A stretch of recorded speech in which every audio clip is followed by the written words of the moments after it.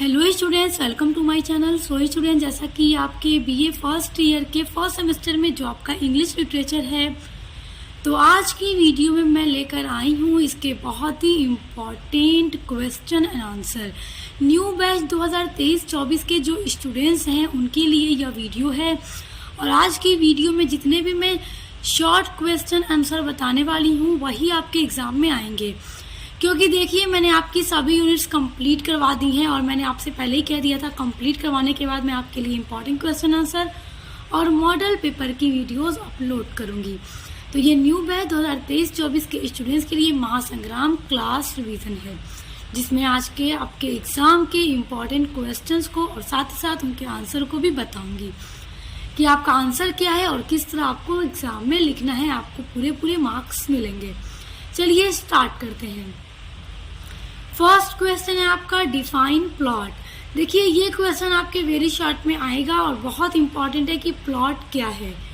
तो देखिए, the plot of a story or play is the series of events that unfolds from start to end. देखिए किसी भी play या story के अंदर जो प्लॉट होता है, यानी कि कथानक जो होता है स्टोरी का, वो बहुत इम्पॉर्टेंट सीरीज होता है स्टोरीज के लिए, जो कि स्टोरी को स्टार्ट से लेकर एंड तक पूरा फोल्ड करता है कि स्टोरी में कब कैसे क्या क्या होगा और किस तरह स्टोरी एंड तक जाएगी। सारा कुछ प्लॉट में ही होता है। यानी कि यहाँ से मान लीजिए एक मूवी स्टार्ट हुई और होते होते उसमें क्या क्या होगा, फिर किस तरह एंड होगा, वो सारी चीज़ें प्लॉट होती हैं। स्टार्ट से एंड तक सारी चीज़ें प्लॉट के थ्रू बता दी जाती हैं। वही आपका होता है प्लॉट। अब देखिए दूसरा आपका क्वेश्चन है, how would you define prose. देखिए प्रोज को डिफाइन करना है तो आप प्रोज को किस तरह डिफाइन करेंगे। देखिए प्रोज आपका बहुत इंपॉर्टेंट है और ये पूछ सकता है आपके वेरी शॉर्ट में। आज की वीडियो में सिर्फ वेरी शॉर्ट के ही क्वेश्चन आंसर मैं बता रही हूँ, क्योंकि 10 क्वेश्चन आपके दिए जाते हैं वेरी शॉर्ट में और 10 क्वेश्चन आपको लिखने होते हैं हर एक के आंसर। तो आपको एक क्वेश्चन करने पे 2 मार्क्स दिए जाते हैं। इस तरह आपके पूरे 20 मार्क्स मिलेंगे अगर आप एकदम इसको सही से देखेंगे और तैयार कर लेंगे तो। देखिए prose is a form of written or spoken language that follows the natural flow of speech, uses a language ordinary grammatical structures. देखिए प्रोज एक फॉर्म होता है रिटन या फिर स्पोकन लैंग्वेज का, और देखिए इसमें ना जो लैंग्वेज होती है बहुत ही ऑर्डिनरी लैंग्वेज फॉलो की जाती है और ये ग्रामेटिकली एकदम करेक्ट होनी चाहिए। यानी कि इसमें ग्रामर्स के जो रूल हैं, रेगुलेशन है, उनको बहुत ज़्यादा फॉलो किया जाता है। अब देखिए अगला इम्पॉर्टेंट क्वेश्चन है, बहुत इंपॉर्टेंट है, टॉप लेवल का ये क्वेश्चन है। Write the main characteristics of autobiography. Autobiography के मेन कैरेक्टरिस्टिक्स को लिखिए। बहुत इंपॉर्टेंट है। अब देखते हैं इसके क्या क्या कैरेक्टरिस्टिक्स हैं। अगर आपसे फीचर पूछ दे, मेन फीचर ऑफ ऑटोबायोग्राफी, तो भी आपको यही लिखना होगा। ओके, क्वेश्चन किसी भी तरह से पूछ सकता है। अब देखिए पहला इसका कैरेक्टरिस्टिक्स है, an autobiography is a record of experiences and achievement of the writers own life. यानी कि राइटर की अपने ही जिंदगी के पूरे रिकॉर्ड होता है, जिसमें उसका एक्सपीरियंस और उसकी लाइफ की जो भी अचीवमेंट होती हैं राइटर उसको लिखता है। देखिए ये सारी एक प्रोज स्टाइल है और मैंने आपकी सभी यूनिट्स को कंप्लीट करा दिया है। आप यूनिट्स को पढ़ेंगे तो आपको हर एक चीज़ पता चल जाएगी कि ऑटोबायोग्राफी क्या है।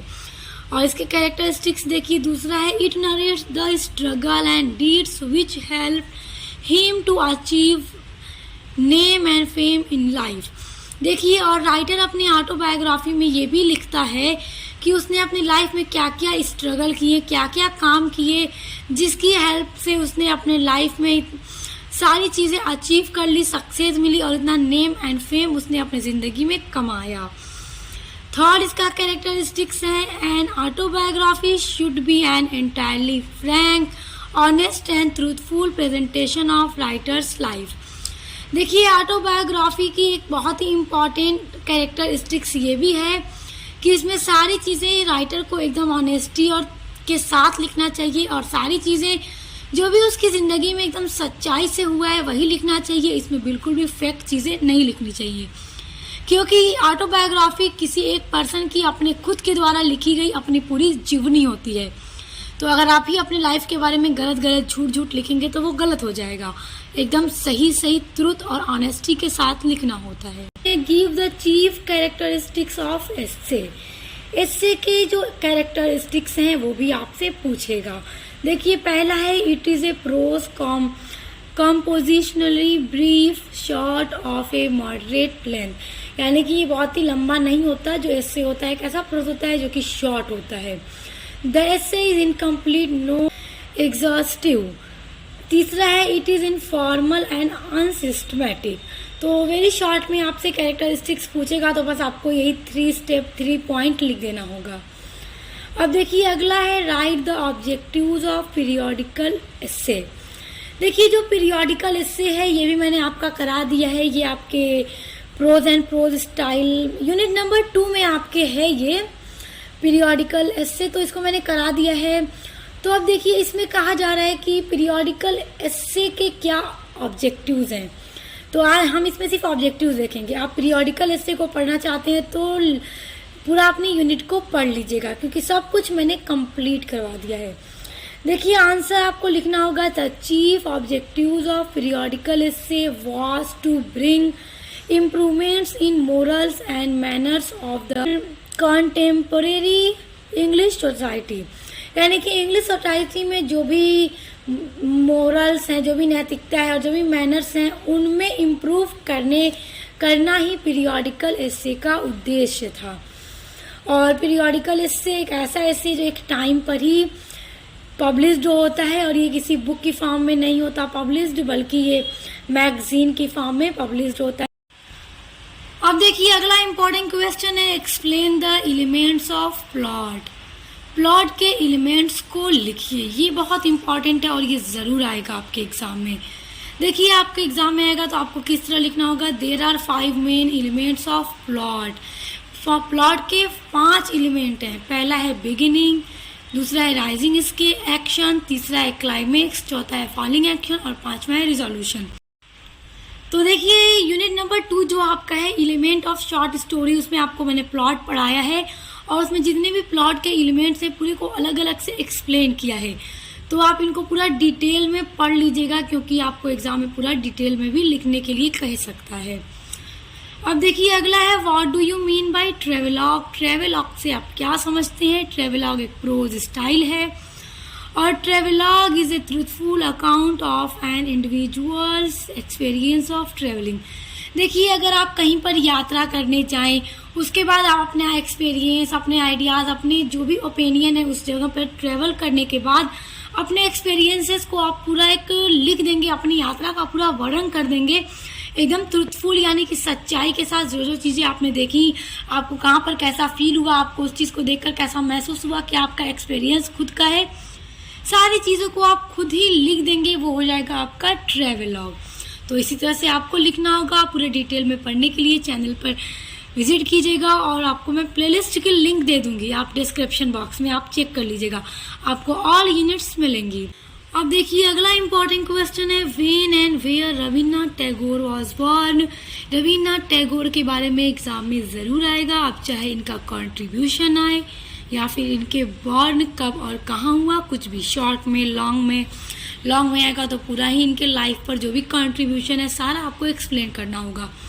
और यूनिट नंबर 1 में आपके जितने भी ऑथर्स की कंट्रीब्यूशन है इंडियन इंग्लिश लिटरेचर में वो सब मैंने करा दिया है। तो देखिए ये आपके वेरी शॉर्ट में ज़रूर पूछेगा कि रविन्द्रनाथ टैगोर कब और कहाँ पैदा हुए। तो आपको लिखना होगा Rabindranath Tagore was born on 7 May 1861 in Calcutta, now Kolkata. 7 मई 1861 को रविन्द्रनाथ टैगोर का जन्म कलकत्ता में हुआ था, जो अब कोलकाता है। अगला आपका क्वेश्चन है बहुत important, give the some famous major works of Bhabani Bhattacharya. Bhabani Bhattacharya का जो कंट्रीब्यूशन है वो भी मैंने करा दिया है। तो आप कंट्रीब्यूशन को अगर पढ़ेंगे ना तो आपको हर ऑथर के कंट्रीब्यूशन में आपको उनके मेजर वर्क्स मिलेंगे और राइटर्स के मेजर वर्क्स पूछ सकते हैं, कंट्रीब्यूशन पूछ सकते हैं। तो इसलिए आप सब चीज़ों को बहुत अच्छे से तैयार करके जाइएगा क्योंकि लॉन्ग वाले क्वेश्चन से शॉर्ट भी बना दिया जाता है। तो आप सारा तैयार किए रहेंगे ना, तो आप वेरी शॉर्ट तो आँख बंद करके लिख लेंगे। इसलिए आज की वीडियो में दिए गए हर क्वेश्चन को बहुत अच्छे से याद कर लीजिए। आंसर देखिए, सम ऑफ हिज फेमस वर्क्स वर, भवानी भट्टाचार्य के जो फेमस प्रसिद्ध कार्य हैं जो उन्होंने लिखे वो है सो मेनी हंगर्स जो पब्लिश्ड हुआ 1947 में, म्यूजिक फॉर मोहिनी जो कि पब्लिश्ड हुआ 1964 में। उसके बाद अगला बहुत ही इम्पोर्टेंट है ए ड्रीम इन हवाई जो कि पब्लिश्ड हुआ 1978 में। एंड अगला है गांधी द राइटर जो पब्लिश्ड हुआ 1969 में। तो आप पब्लिश्ड डेट को ज़रूर मेंशन कीजिएगा एग्जाम में अपने क्वेश्चन के आंसर में, और कंट्रीब्यूशन में भी ज़रूर मेंशन कीजिएगा, चाहे किसी भी ऑथर का आपसे पूछे, क्योंकि डेट आप मेंशन करेंगे ना तो एग्जामिनर को अच्छे मार्क्स देगा। अब देखिए अगला है what is antagonist in story or play. देखिए इसी तरह के जो क्वेश्चंस होते हैं ना, आपको ध्यान रखना चाहिए कि एंटागोनिस्ट क्या है स्टोरी के अंदर या किसी भी नाटक के अंदर। प्ले मतलब नाटक, कहानी मतलब स्टोरी। तो देखिए एंटागोनिस्ट एक कैरेक्टर होता है, विलेन वाला कैरेक्टर। तो लिटरेचर की लैंग्वेज में विलेन को एंटागोनिस्ट बोला जाता है। तो किसी भी नाटक या कहानी के अंदर जो विलेन होता है, जिसको हम लोग बोलते हैं ना गुंडा, तो जो गुंडा होता है विलेन वही होता है एंटागोनिस्ट। तो देखिए antagonist means villain. Antagonist represent the opposite of the protagonist. देखिए एंटागोनिस्ट रिप्रेजेंट करता है प्रोटागोनिस्ट के अपोजिट को, यानी कि प्रोटागोनिस्ट मतलब हीरो जो मेन स्टोरी का हीरो है, और विलेन मतलब एंटागोनिस्ट।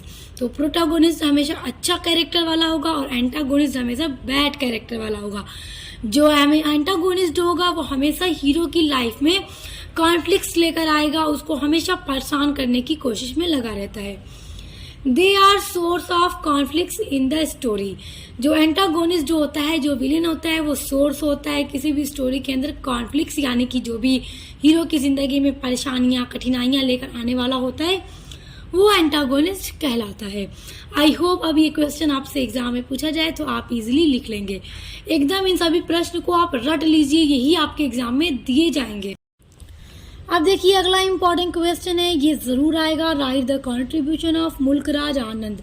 मुल्कराज आनंद का कंट्रीब्यूशन देखिए जरूर आएगा, चाहे आपके शॉर्ट में आ जाए या फिर लॉन्ग में आ जाए। तो देखिए लॉन्ग में आएगा तो मैंने पूरा इनका कंट्रीब्यूशन एकदम अच्छे से करा दिया है, तो आप लोग लॉन्ग के लिए देख लीजिएगा, वीडियो चैनल पर अपलोडेड है। और आपको शॉर्ट में आ जाए तो आप कंफ्यूज हो जाएंगे कि इतना लॉन्ग है तो हम इसको शॉर्ट में बनाकर कैसे लिखेंगे। तो इसलिए आज की वीडियो में मैं शॉर्ट बता रही हूँ, क्योंकि अगर शॉर्ट में पूछ दे तो आप किस तरह से लिखेंगे। देखिए Mulk Raj Anand was prominent Indian writer of novel, short story and essay. देखिए प्रोमिनेंट मतलब होता है प्रमुख, प्रमुख इंडियन राइटर है नॉवेल के, शॉर्ट स्टोरी के और एस्से के, यानी कि एस्से भी लिखते थे, नॉवेल भी लिखते थे, शॉर्ट स्टोरीज भी लिखते थे। He was born in 12 December 1905 in Peshawar India, now in Pakistan. इनका जन्म 12 दिसंबर 1905 ईस्वी को पेशावर में हुआ था। उस टाइम पेशावर इंडिया का पार्ट था, मगर ये अब पाकिस्तान में है। His first novel untouchable published in 1935। Mulk Raj Anand की जो पहली नॉवेल है वो अनटचेबल है, जो पब्लिश्ड हुई थी 1935 ईस्वी में। And some of his famous work were, और इसके अलावा और भी जो मुल्कराज आनंद के प्रसिद्ध कार्य हैं उसमें है कूली जो पब्लिश्ड हुआ 1936 में। उसके बाद है द लास्ट चाइल्ड, ये भी बहुत ही फेमस इनका वर्क है। अब आगे देखिए मुल्कराज आनंद में द विलेज, ये भी मुल्कराज आनंद का बहुत ही फेमस वर्क है जो पब्लिश हुआ था 1939 में। उसके बाद है द बिग हार्ट 1945 में, एंड एक्सेट्रा। देखिए ये सारे आपको इसी तरह से लिखने होंगे, एग्जाम में ब्लैक पेन से लिखिएगा ताकि एकदम अच्छे से एग्जामिनर को अच्छे से कॉपी चेक करते टाइम लिख जाए, और डेट जरूर मेंशन कीजिएगा पब्लिश की। तो देखिए शॉर्ट में इसी तरह आपको बनाकर लिखना होगा। कंट्रीब्यूशन में आपको इनका वर्क जरूर मेंशन करना होगा। In 1968 he was nominated with Padma Bhushan. देखिए 1968 ईस्वी में इनको ये नॉमिनेटेड हुए थे पद्म भूषण अवार्ड से। ही गॉट साहित्य अकेडमी इन 1971। 1971 में उनको साहित्य अकेडमी का भी अवार्ड दिया गया था। मुल्कराज आनंद डाइड ऑन 28 सितंबर 2004 इन पुणे। मुल्कराज आनंद की मृत्यु 28 सितंबर 2004 को पुणे में हुई थी। अब देखिए इनका कंट्रीब्यूशन भी एकदम वेरी शॉर्ट में मैंने किस तरह आपको बता दिया, तो बस इसी तरह एग्जाम में आप लिखिएगा, शॉर्ट में पूछेगा। तो अगला है who was Iona. Iona was a old cab driver. देखिए आपके सिलेबस में जो शॉर्ट स्टोरी है द लेमेंट, उसी में एक बूढ़ा आदमी है आयोना, एक ओल्ड कैब ड्राइवर है, बहुत ही बूढ़ा, जिसके बेटे की मृत्यु हो जाती है और अपना दुख हर किसी को सुनाना चाहता है मगर कोई नहीं सुनता। तो आप थोड़ा सा इसमें और इसी तरह से बनाकर लिख दीजिएगा। अब देखिए डिफाइन एफोरिज्म, ये जरूर आएगा। एफोरिज्म एक प्रोज डिवाइस है और प्रोज डिवाइस से क्वेश्चन जरूर आएंगे आपके पेपर में। तो देखिए वेरी शॉर्ट में आएगा, तो लिखिएगा an aphorism is a short phrase or statement that expresses an important truth of life about life. देखिए एफोरिज्म मतलब होता है मुहावरा। देखिए जो मुहावरा होता है एकदम ट्रुथ होता है ना, जैसे हिंदी में आप लोग बोलते हैं ना नेकी कर दरिया में डाल, या फिर नाच नावे आंगन ठेला, ये सब क्या है, ये मुहावरे हैं जिनको बोला जाता है और ये मतलब जिस चीज़ के लिए बोला जाता है उसकी सच्चाई को एकदम बताते हैं। तो एफोरिज्म एक मुहावरा होता है, एक छोटा सा फ्रेज या फिर कोई स्टेटमेंट होता है जो जिंदगी के बारे में जो सच्चाई है, इम्पोर्टेंट ट्रूथ, उन्हीं को बताता है।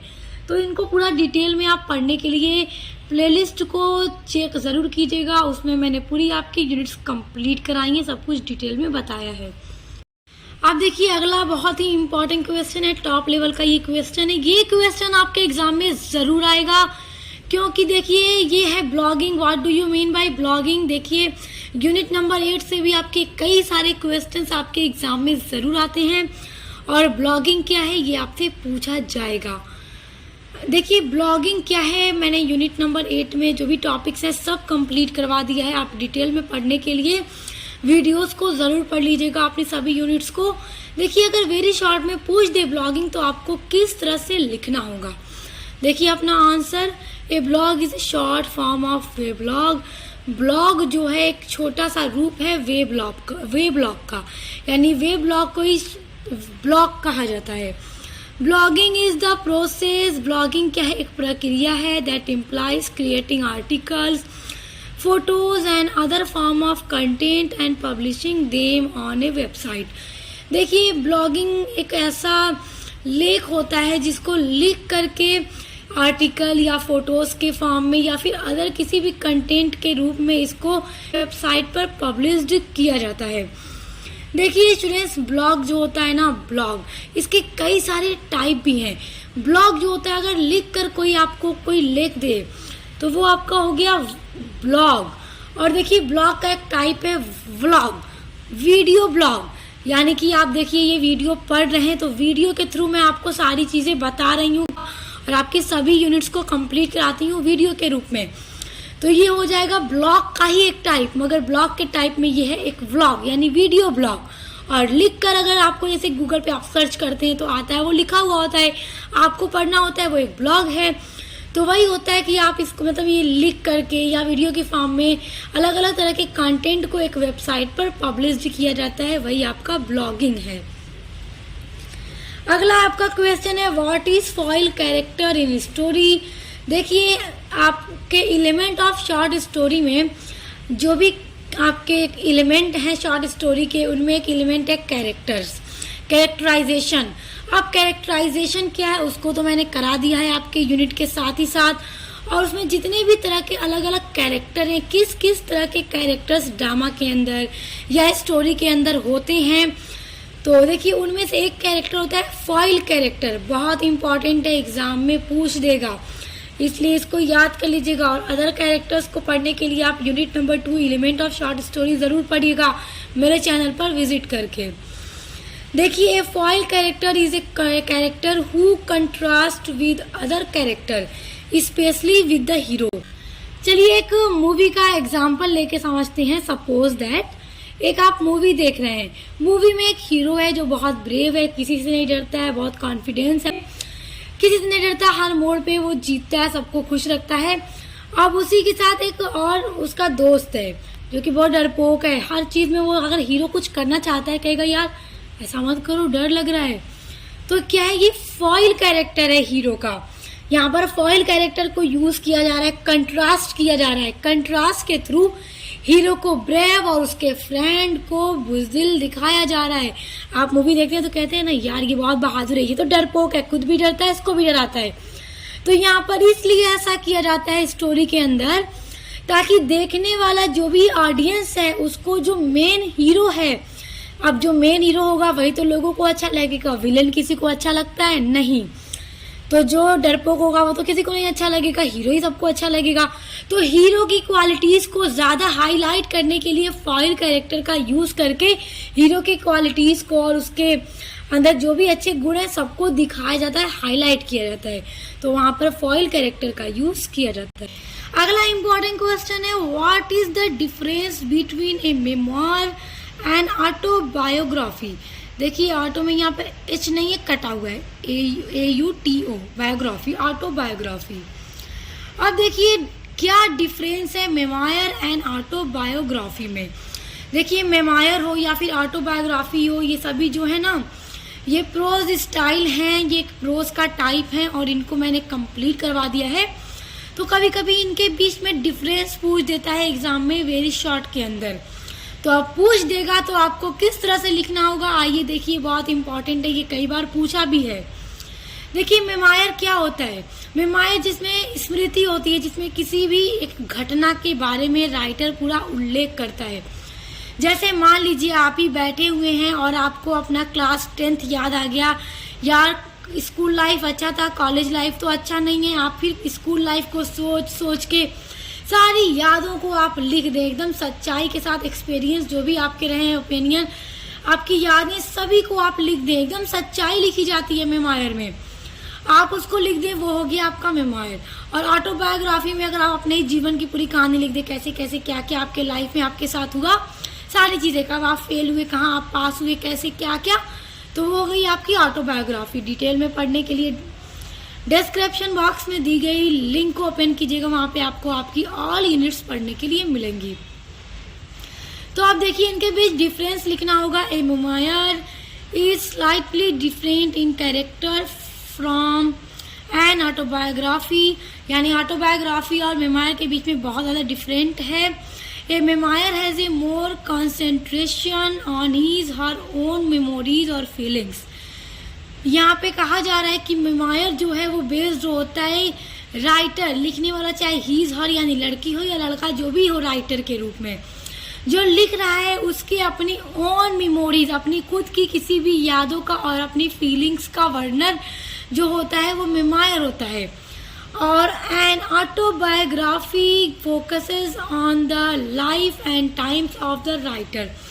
और जो ऑटोबायोग्राफी होती है, आत्मकथा होती है, उस पर किस चीज़ का वर्णन होता है, राइटर की लाइफ और टाइम, यानी राइटर के अचीवमेंट के बारे में, वो कब फेल हुआ, कब सक्सेस हुआ, किस चीज़ से वो अपने बारे में बताता है कि मैं कब किस तरह फेल हुआ तो मुझे क्या सबक मिला, फिर मैंने क्या किया तो मैं अपनी लाइफ में जो भी अचीवमेंट, जो भी मैं पाना चाहता था उसको मैं पा लिया। तो वो सारी चीज़ें ऑटोबायोग्राफी के अंदर आती हैं। और मेमोयर में होता है जो भी आप किसी भी एक घटना का वर्णन कर दें अपनी यादों के थ्रू, वो आपका मेमोयर हो जाता है। तो इसी तरह इनके बीच में आपको डिफरेंस लिखना होगा।